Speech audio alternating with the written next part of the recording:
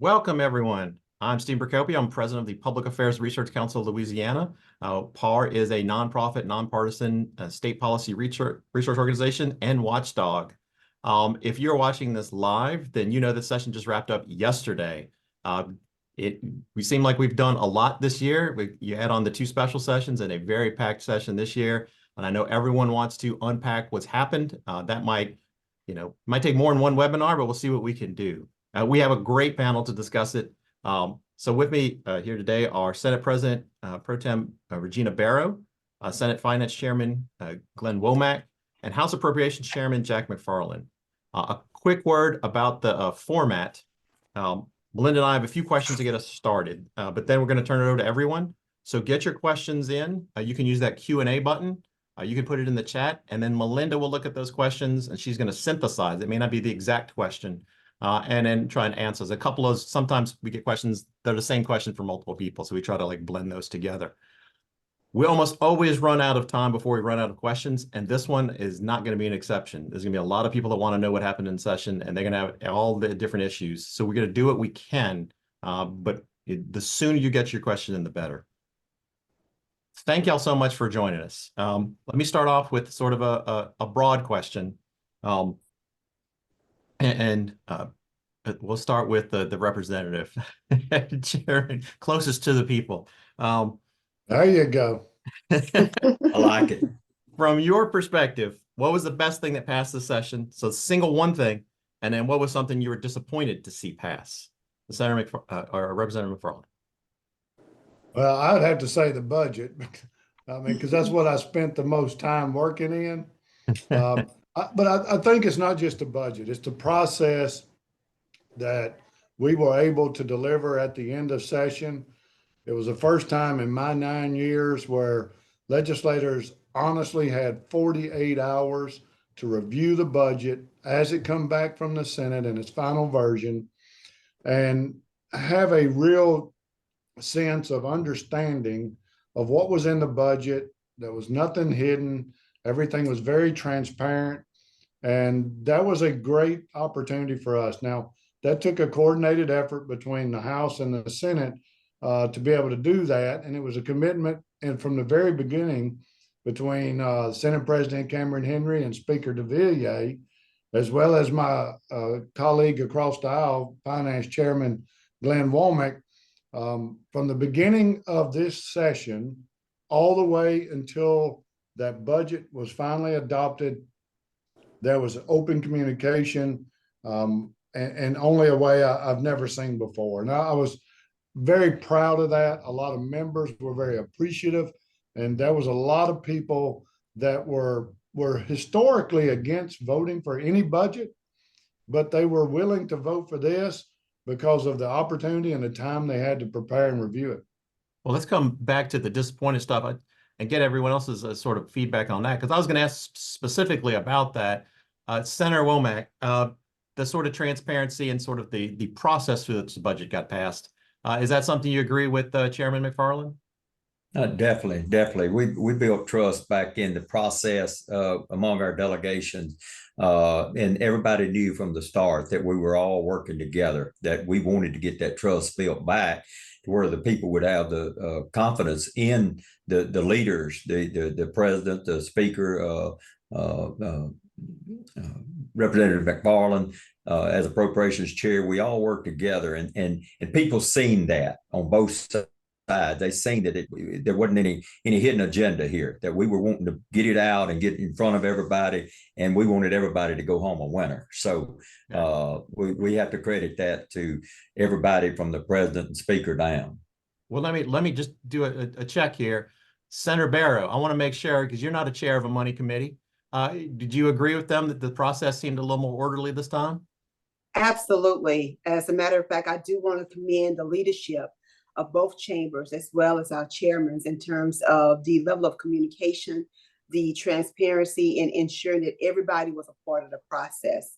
That is something that, I've been there for a long time, and I've finally gotten to a point where I'm at the top part of leadership. But I have never seen it to this level as it relates to transparency, inclusiveness. So there were meetings that were held so that people could have their questions answered. And there was no backdooring at any form or any fashion at all. And that speaks again to the leadership in the House and the Senate, as well as both of the chairmen. Okay. Now that was the easy one. I'm glad y'all all agree, and that's happy. I want to talk about something you were disappointed in. So, well, I want to talk about what I would, in addition to that. oh, in addition to, thing okay, well, go ahead, please. Yes. What were you happy to pass besides the budget? Yeah, I was glad that we did pass the budget, but I was also excited. I was also excited that we restored the PEBT program for summer feeding for children. That was so important to me. I'm so glad that we were able to get that back secured. And then in addition to that was funding early childhood education. So again, that kind of feeds into the budget, but those are things that I am really happy that we accomplished. Okay. All right. So then let's switch it. The thing that you were disappointed that passed, that you didn't think should pass. You want to start with me?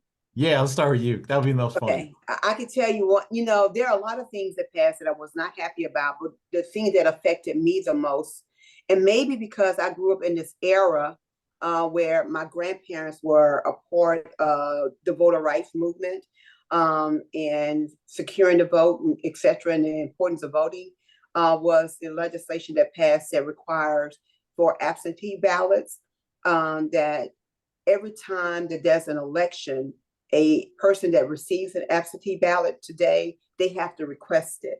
And that to me, I think is going to become very problematic, especially for seniors, to have to request their ballot for every election.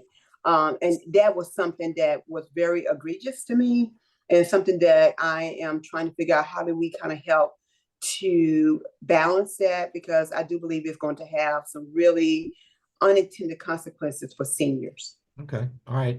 Senator Womack, something that you were disappointed that passed. Well, I don't think our tort reform made it as far as we would have liked for it to. In that respect, for my insurance, we made some headway, but I don't think we left there with exactly everything we wanted along those lines of tort reform.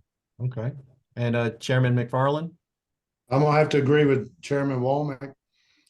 I've heard more before session started about the high insurance premiums, not just with home, but also more specifically the auto. And I'm disappointed that we didn't get more done.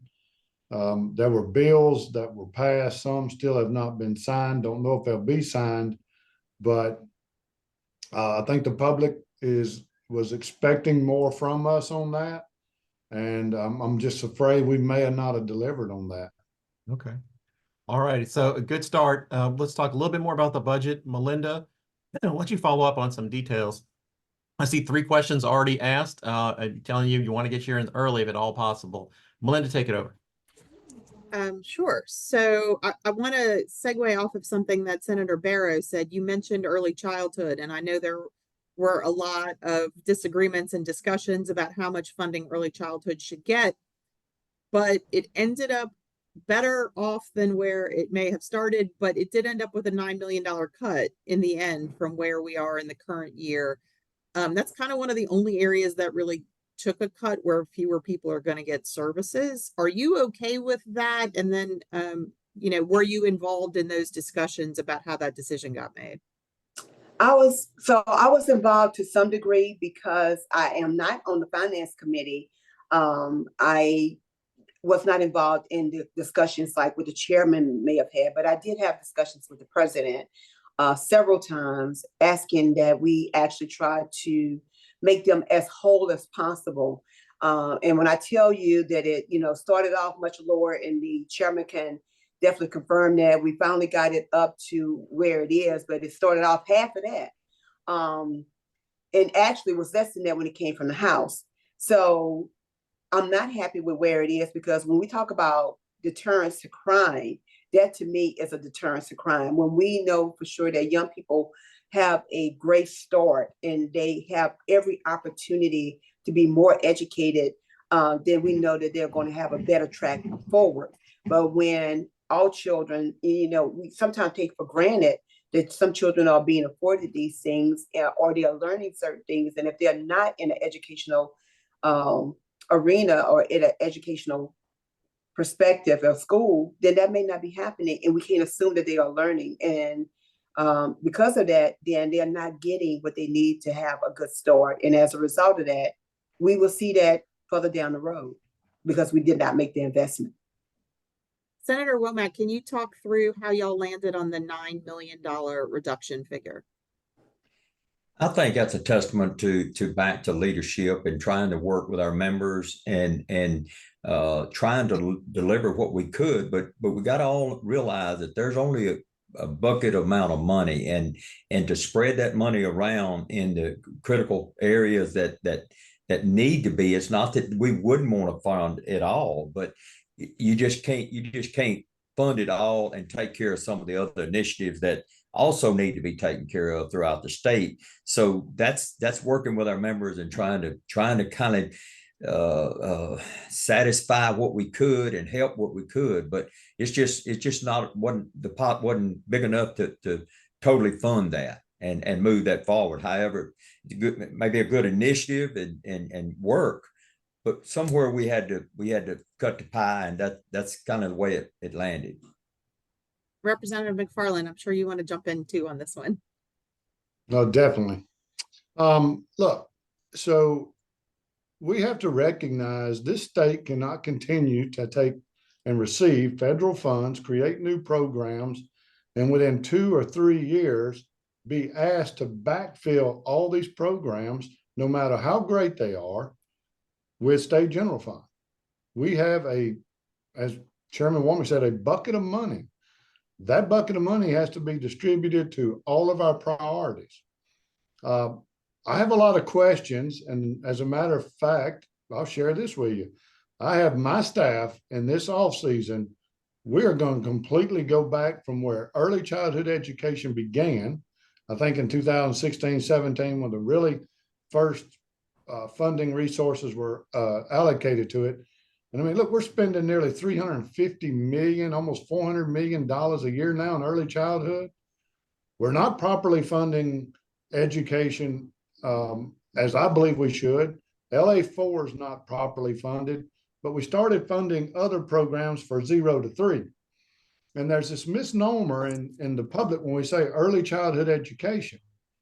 Everybody thinks we're talking about something with 4, 5, 6, 8, 9 year. We're not. We're talking about 0 to 3.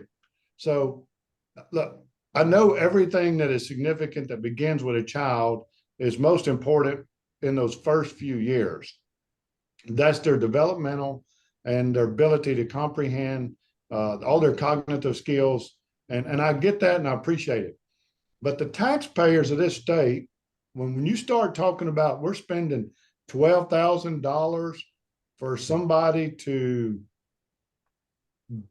I know people don't like to hear this word, but it's babysit a child from 0 to 3, but let's be specific. Let's say 0 to 1. I mean, look, if we're going to offer that's not early childhood education.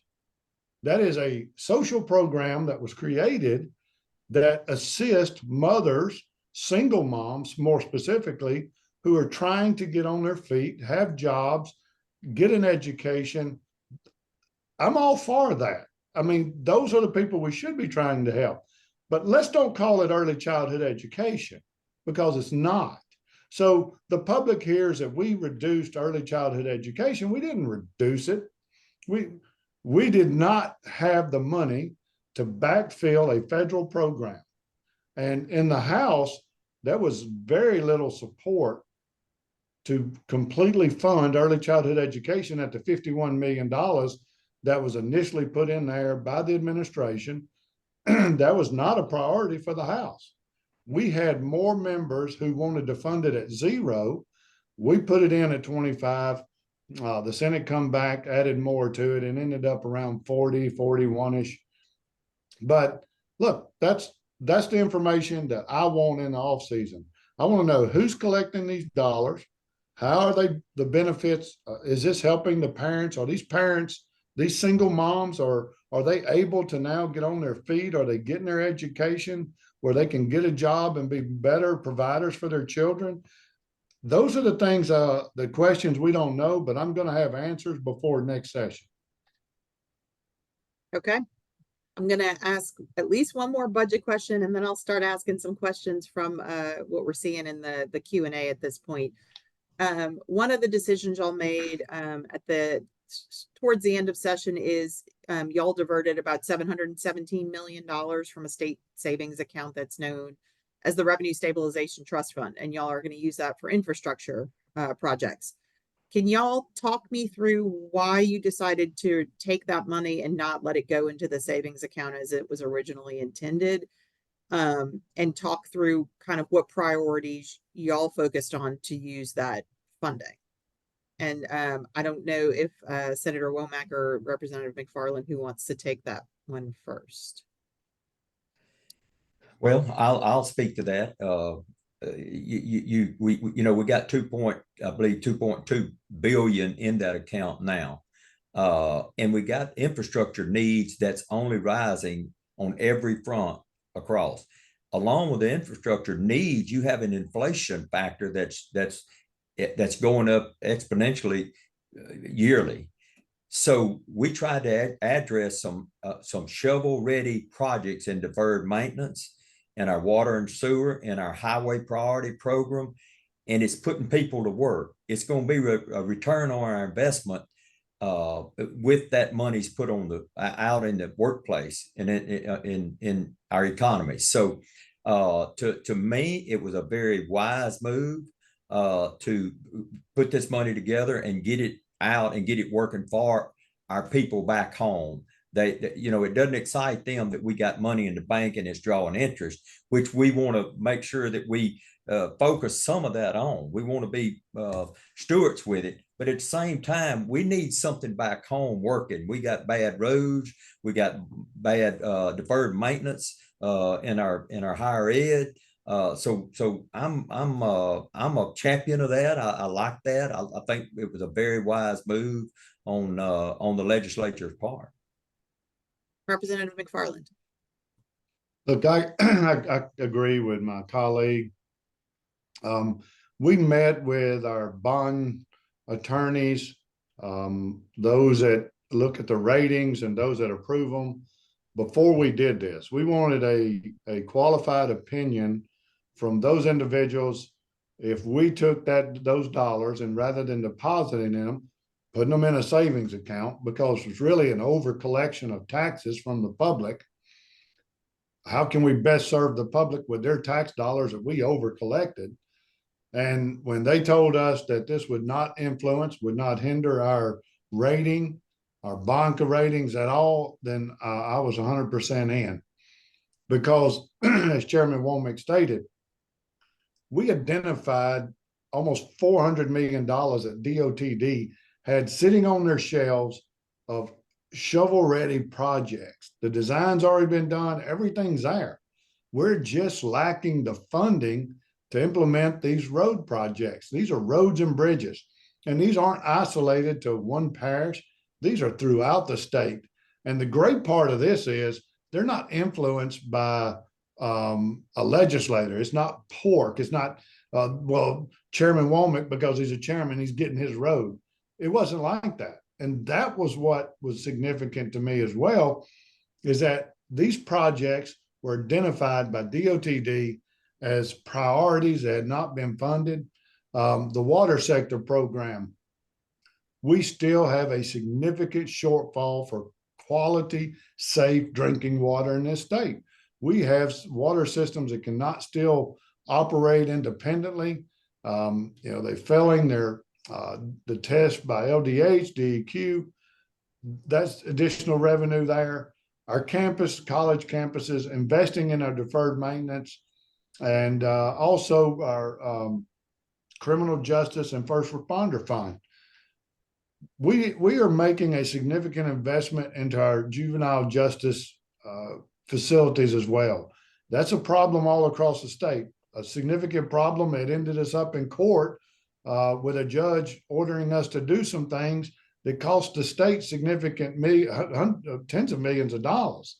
So these are all good investments. And anytime you take the taxpayers over collections of dollars and you invest it back into infrastructure, those dollars will return back to the taxpayer and economic opportunities. Senator Barrow, I don't know if you want to wade into that one or if you want to. I just would say that I do agree. One thing I didn't hear him say, but it goes into it was just bridges, because there are a lot of bridges in this state that are not operating, and people are having to go 2, 3, 5 miles around to actually get from one location to another. So we're addressing, in addition to, roads and highways, but bridges, our water infrastructure. And I agree, I concur that I think it was a great investment. And so not only are we fixing problems that exist in our communities and throughout the state, but we are also putting people to work. So it's going to have, to me, a double impact in terms of benefits. A quick follow-up for y'all about this, particularly saving down the money and spending it on one time. The last administration, y'all spent a lot of time trying to pay down retirement debt and generate future savings that could be used in the operating budget or to offset, potentially our revenue shortfall. That seems to sort of dissipate and y'all focused on more concrete things. Is that kind of something the legislature's not interested in anymore? I would just say it was not something that I was in favor of the last time. I didn't see the initial benefit from doing that. And so it was the majority of it was the will of the majority. And so that's what happened. But I did agree with this because it is more concrete and it's that you can actually see readily. And then it's very beneficial in terms of what our community will also benefit from. Chairman? Which chairman? Yeah, either one that wants to speak up. Senator Womack. It's no doubt the money that we put toward put toward deferred compensation last time had some dividends that give back. It's no question. But at the same time, that with what we did with this money, it put money on the streets. It put money back to working, and not that we won't address that in the future as it comes up. But some of that is, we're near 29, I believe. Some of that's going to be paid down. So we've got a plan, and I think it's working. But it goes back to, you put it there, nobody back home realizes it. They don't see that. What we're doing now is tangible. They can see it. They can see the stuff going on. It's putting people to work. So I think that was our focus this year. Okay. And if you want, Chairman McFarland? No, I agree. Obviously, when there was only 717 million, if we were going to spend almost 400 million on road projects, infrastructure, to have a significant impact on paying down IUAL or UAL, something I would really like to have seen us do more of last year. You see what $350 million did, right? Reoccurring savings we had from that.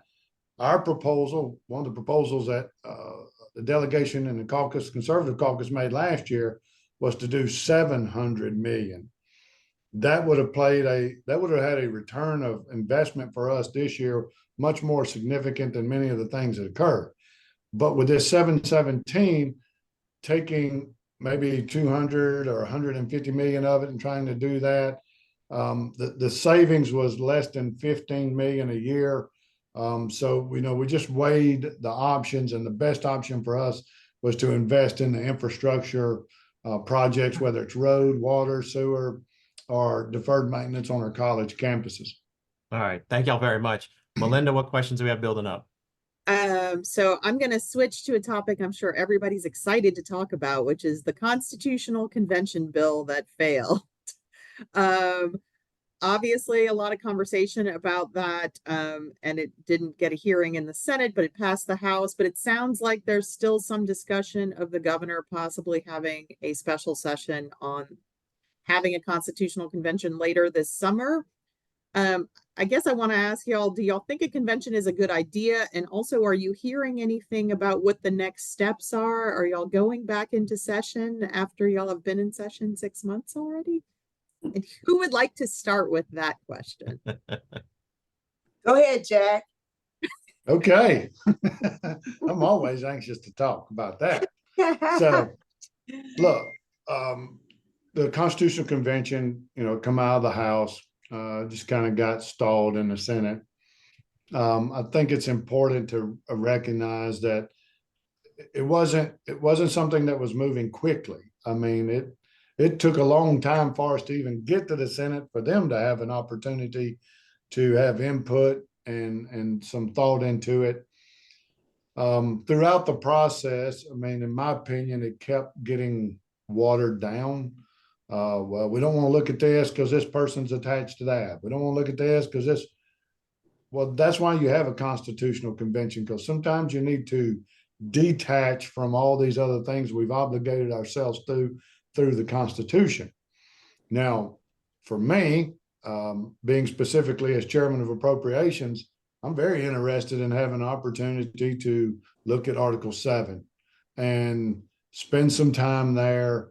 I think it's important between now and any potential special session, which Melinda, obviously you and many others have heard, that could happen in August. So I have my staff working in Article 7 now to help us to have an opportunity to do a better evaluation of the changes that would be important, that would give us a better opportunity when we're budgeting.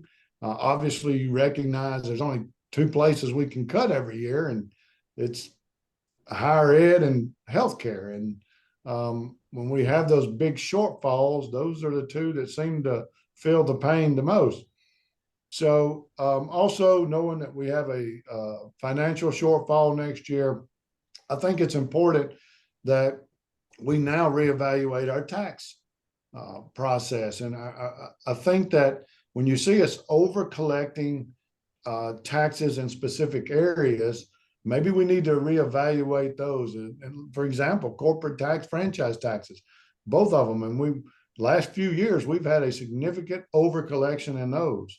So maybe it's time for us to do some more reevaluating that. So look, I'm not against coming back for a special session. I just don't want one this month or next month. I need some time to recuperate from being in Baton Rouge for 5 months. Obviously, you can tell. Somebody told me a while ago on a text I was real grumpy. And just for everybody watching, Article 7 is the section of the Constitution that deals with revenue and taxes. So I think everybody could figure that out, but just in case. And Senator I'd love to see Barrow. what your staff comes up with, Chairman. Absolutely. Senator Barrow, are you excited about coming back in August? I'm not, but certainly if we'll call back in, I would definitely be there. Again, we have definitely spent a lot of time at the Capitol. I mean, literally, it's almost been 6 months because we came in. I mean, you guys know, right after the first of the year, and we have been in and out until March every day. So again, I'm not. And there's been a lot of conversations about what would be in or what would be out, or what would be above the line, what would be below the line. And that, for me, begs the question, what are we really coming to do? What are we really planning to offer? And therein lies my big problem, because if we're going to do it, let's do it right. Let's make sure that we are not putting unproportionately taxing the poor people, poorer people than wealthier people. And so that, to me, is just one of the things that I'm really concerned about. There was not real clarity to me before the end of session in terms of what that would look like. There was a lot of discussion, a lot of things that I heard, but because it never really fully made it to the Senate, where we really had a real discussion about it, I'm not clear about that. But I did hear a lot of discussion about what would be in and what would be out. And technically, once we open it up, everything is on the table. So that, to me, was another thing I was trying to figure out. What do you mean? Because once we open it up, it's open and everything is accessible. So I just wanted to have more concreteness, more a firmness in terms of what are we trying to really accomplish, and how do we make sure that healthcare and higher ed are not always on the chopping block. So that to me were my biggest concerns. Senator Womack, have you gotten any sense of whether or not there will be a special session, or is it still sort of uncertain at this point? I would have to answer that as being uncertain at this point. You know, you hear from different ones, but as far as saying August the 1st be here, or this is what we're going to do, that hadn't come across my desk yet. I will say that you know, you got a lot of moving parts in this endeavor, and we definitely I think as legislatures want to make sure that we make a wise move and consider all options, and not let it go through so fast that we hindsight bites us, you know, as legislatures, and we don't really think it out and look at all the options on the table. I do think that in a situation we're in, and where we think we're headed into shortfall in the coming years, that it would be maybe a little nearsighted not to look into some of this stuff and see what's you know, over the years you can make laws and you can do things that become law, that you say, and you know, maybe we need to relook at that. Maybe we need to look at was that good? It may have been good at the time, but is it working for us today as in the world we live in? So I think we'll see more discussion on it, and whether it'll be in August, or whether it'll be later, or whether it'll be next year. I can't answer that, but I think we'd be very nearsighted not to keep those options open as to exactly what we'd like to see if we did go into a convention. Okay, and Representative McFarland, you talked about insurance and tort reform and thinking that some of the bills didn't go far enough. We have a question from somebody who also seems a little disappointed with what happened with tort reform. Can you talk through what you saw as some of the resistance to that? I know that you handled some of the bills, and it sounds like you don't think that enough was done on the insurance front at this point.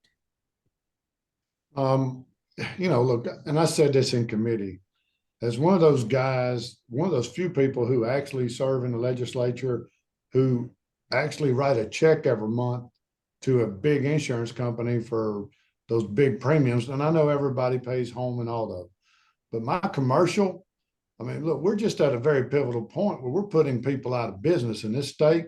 And I'm talking about small business owners. I'm not talking about the big corporations that everybody thinks about. I'm talking about the mom and dad and the single trucks. And I mean, we just have got to do better. I mean, we had a golden opportunity to pass some real reforms. And I just, from what I'm hearing, I did have one piece of legislation, a direct action. Look, I got some really positive feedback from insurance companies. One big insurance company that I deal with directly out of Chicago. And we kept good lines of communication. As that bill ended up, they said, hey, definitely this is going to make a change. It should improve our market. It should give opportunity for others to come here and write. But we need more, Jack. I mean, this is just one thing out of a lot. Look, it's very difficult to compare ourselves to all these other states.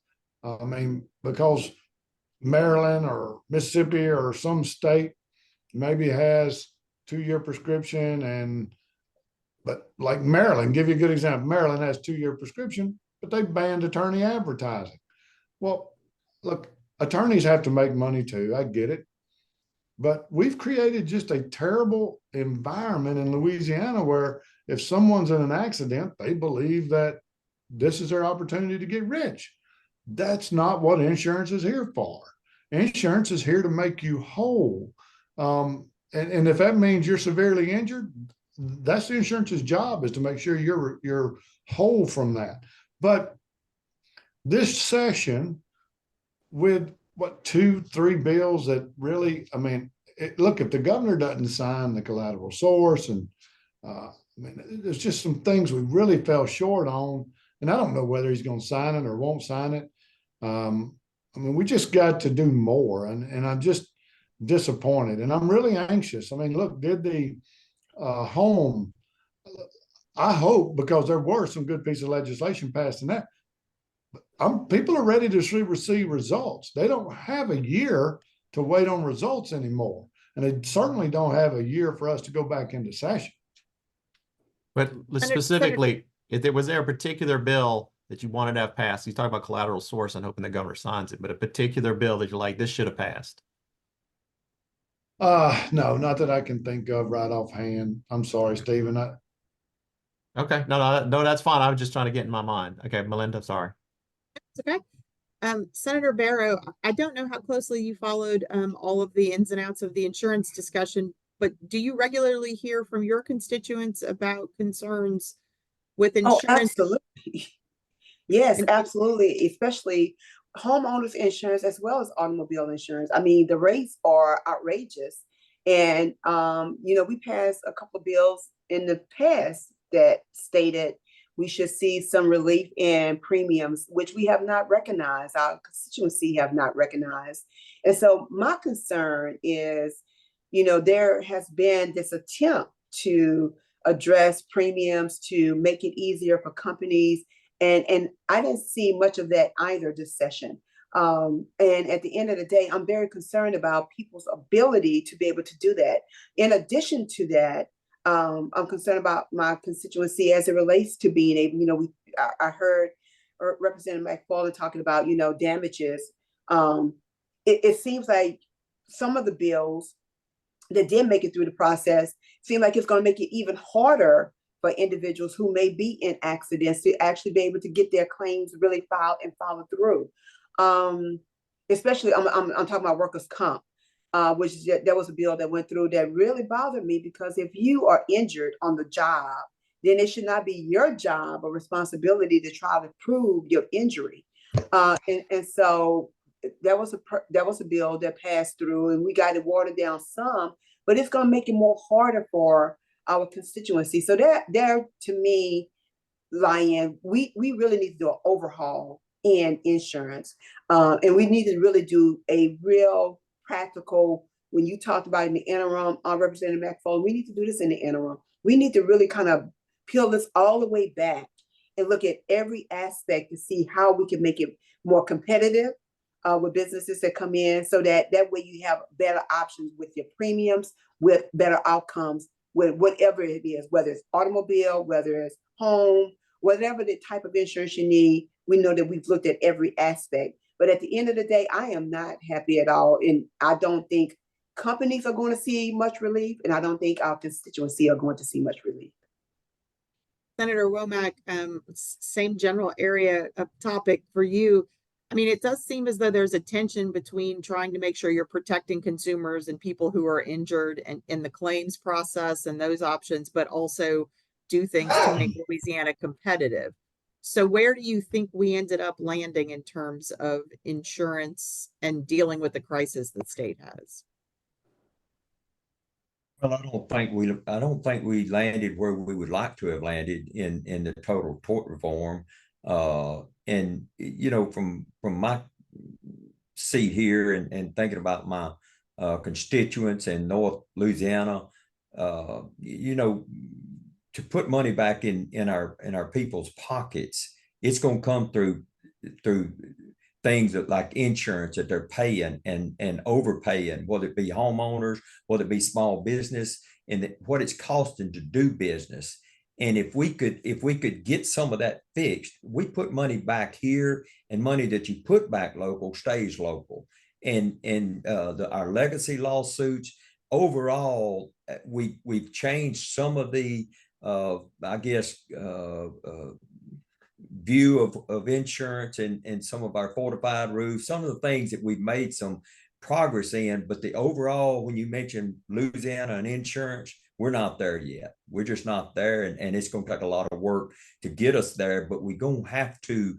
You heard so-and-so, he's going out of business, or they're moving to Texas or whatever. This is something we hear daily if we move around very much, we hear this daily of moving to Mississippi, moving to Texas, going out of business. My kids don't want the business anymore. They don't want to have this headache. That shouldn't be. Our families should want to pick up where mom and dad left off. And they don't do it because the insurance, the dealing with the insurance crisis and just the workforce development, the workforce piece of it, it's just discouraging to our younger workforce. So it's bigger than just insurance. We got to change insurance, but the impact of insurance goes way, it's got a lot of ripples to it. And so that's even the more reason we need to fix insurance. Okay, I'm going to switch gears. We have somebody asking about the federal court ruling about redrawing legislative districts. A federal judge suggested that the current state house and state senate maps that y'all drew 2 years ago now, I'm losing track of the calendar, that they needed more majority minority representation in seats. I know that's on appeal. Was there ever any discussion about trying to redraw those maps at this point in the session? Who would like to take that one? I will start off with that question. So certainly the numbers this speaks and actually speaks to the fact that there should be more minority majority representation. And there has been, there was discussion, but not a lot of discussion around that, because at the time we were just, I think when that may have came up, we may have been in one of the special sessions, can't remember which one. And we knew that we had this session coming up. And so it was so much on our plate and that we were actually trying to address and deal with. And so we got the ruling back from the judge. And I think that there was a map that was actually drafted by a member of the Black Caucus. But again, we finally got the congressional district drawn. And so there was just a lot of conversation, a lot of movement around it, but no actual legislation moving forward with it. But I do believe that the numbers does speak to the fact that those seats are warranted. And if we will address, I don't know what the judge is going to do, because I know that it's stated that if we didn't do it by a certain time, that I think that they will actually draw the lines. And so I don't know exactly where that may lie at this point. So if we don't draw the lines, there was a map that was actually submitted, and the judge may actually use that map. Representative McFarland, since you're the only House member on this one, was there ever a conversation on the House side about tackling redrawing the maps right now, or did people just prefer to wait for the appeals process to play out? Yeah, there was no conversation, not that I was a participant in. I think right now it'd be best to wait and see how the appeals process plays out. I can't say I was in favor of redrawing any of the maps. Our state, the way we are proportionally positioned, I just heard a lot of conversation, a lot of concern from legislators about how we're being forced to draw these maps that are convoluted, they're gerrymandered. The things we're not supposed to be doing, we're being forced to do. And it really doesn't make a lot of sense to me or the average person out there. When I'm asked about it, I was questioned, why in the world would y'all ever approve a congressional map that stretches from Shreveport to Baton Rouge? Well, just because the federal judge told you to, that's what that public is asking. It's hard to, because of the way our populations are positioned in Louisiana. The demographics, the minority demographics in this state are isolated significantly in specific parts of the state. And it makes it very challenging. It was the same way with redrawing the Supreme Court district. And I think it creates the same significant challenge for redrawing legislative districts. That's my personal opinion. That's not what somebody else has had to tell me. But as far as this session, it wasn't a big conversation. Nobody really brought it up. We'll just wait and see what the appeals court comes out with. And, at what point do the federal judges not understand the very things they're telling us to do are the things that the Supreme Court says, well, that's in violation of the Voting Rights Act. And it's really gotten very convoluted, and it's concerning to me as what I'd like to call myself a seasoned servant. And I mean, I participated in redrawing maps in 2010, now 2020. And I mean, we got a significant issue here when one judge is making a decision for the rest of us that were elected throughout the state. So that's my 2 cents. You asked. This is the point. Well, one of our watchers did actually, but this is the point where I would say to your previous point, y'all did actually redraw the state Supreme Court districts this session and added a second majority minority district to those 7. So I just wanted to clear up. Y'all did do one redistricting thing this session. So we have a couple of questions. Senator Womack, I'm letting you off the hook on that one. You had to deal with congressional redistricting already. So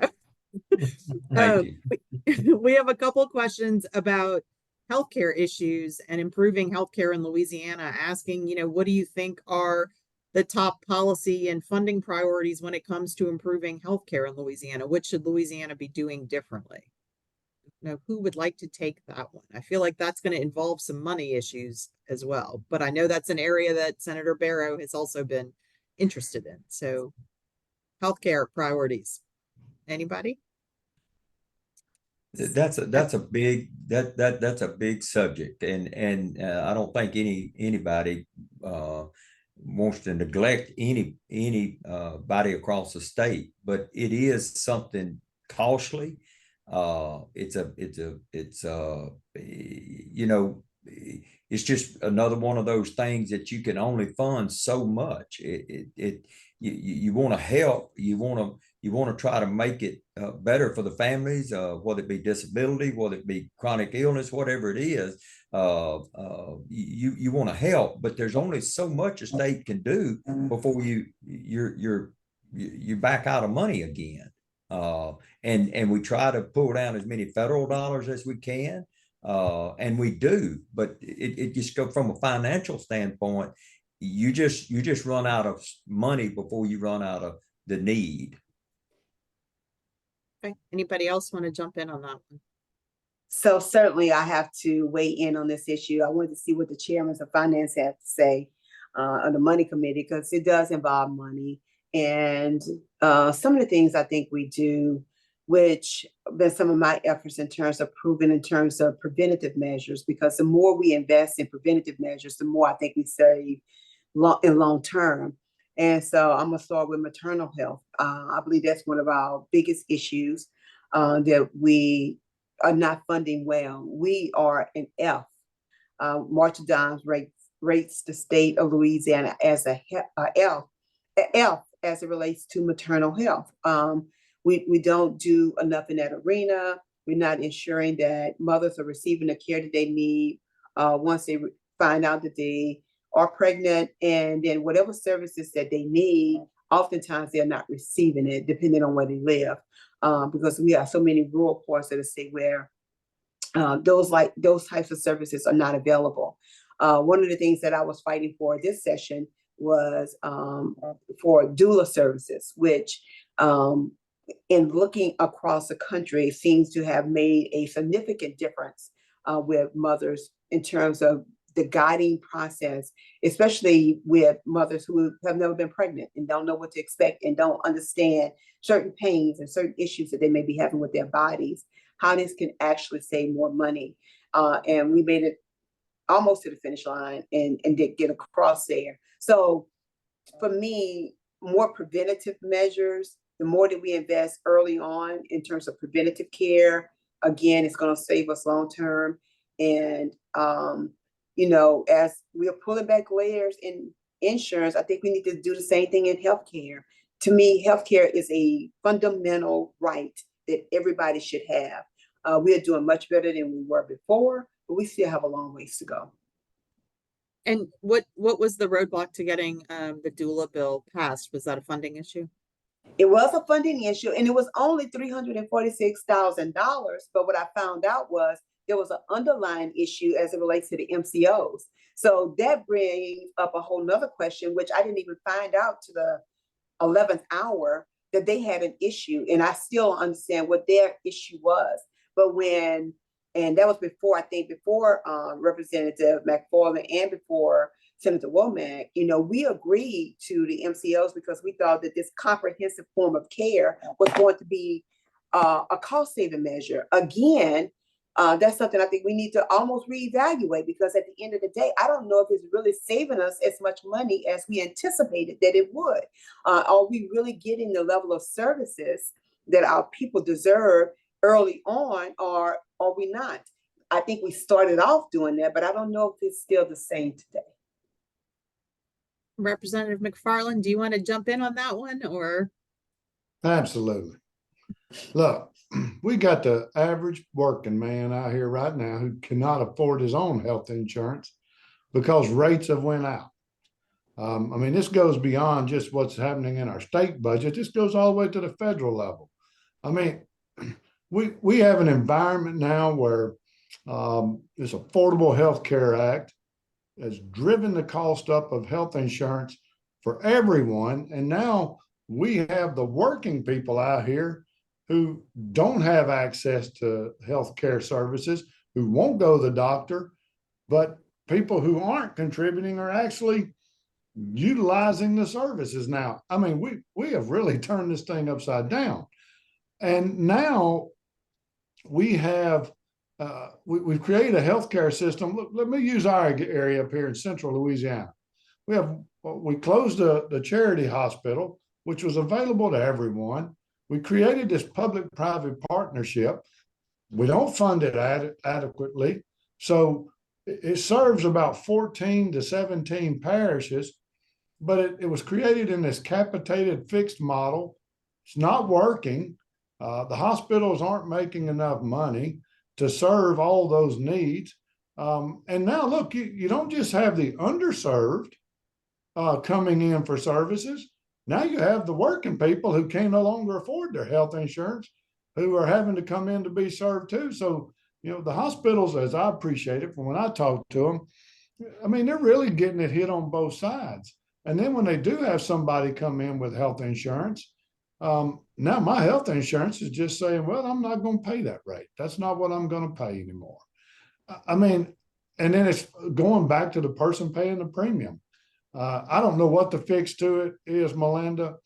Look, I could go back and say, I like the charity system better because nobody got refused. If you needed services, you could go. No hospital can turn you away now, but to have the preventative care that Senator Barrow talked about, I mean, for us to do that, I mean, it's a significant investment for us.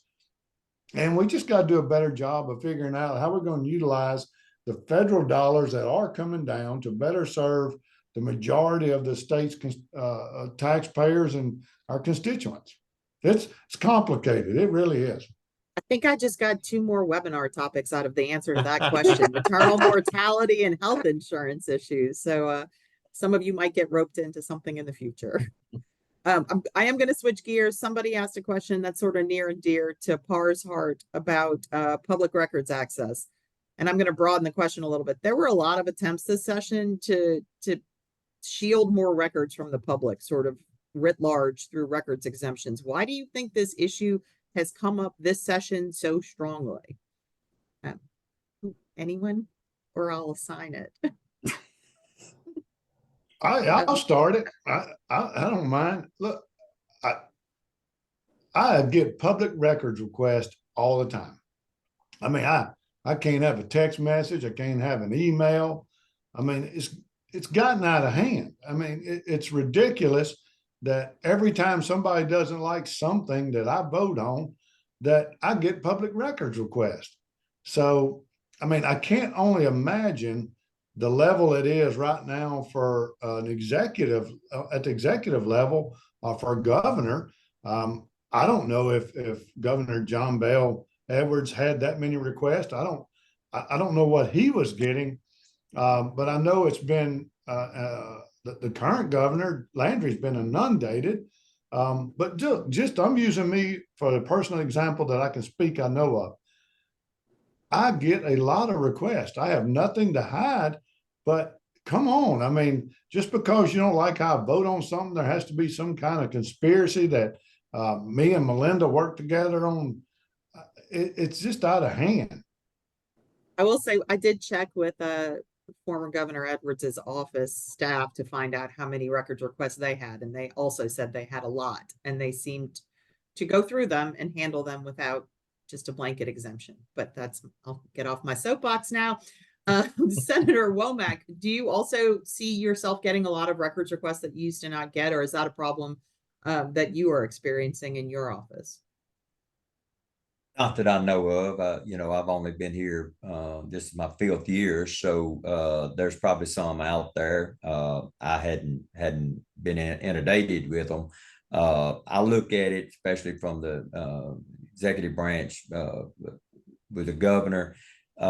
You tie up all this time and chasing something and trying to find out and trying to uncover, and it distracts you from your job and what you're trying to do for something out here left field. So to streamline that, or to put a hold on some of that and try to filter some of that, I think is a good idea, because with the social media, with things out there right now, it's just opened the floodgates for the opportunity to do that.